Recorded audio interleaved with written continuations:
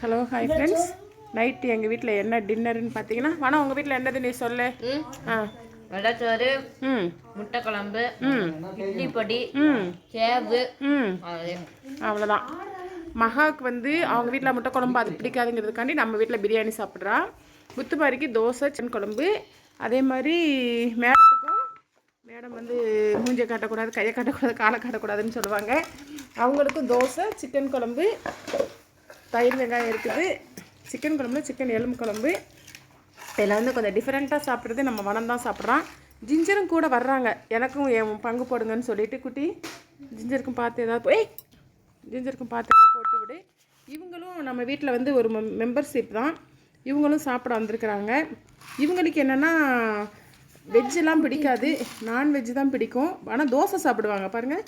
தோசை இந்த சாப்பிடு, தோசை சாப்பிடுவாங்க. ஆனால் சிக்கன் நல்லா சாப்பிடுவாங்க.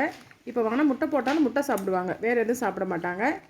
இவங்களும் நம்ம கூட வந்து சாப்பிட வந்திருக்காங்க. எங்கே போகிற வா, வீடியோக்கு வா.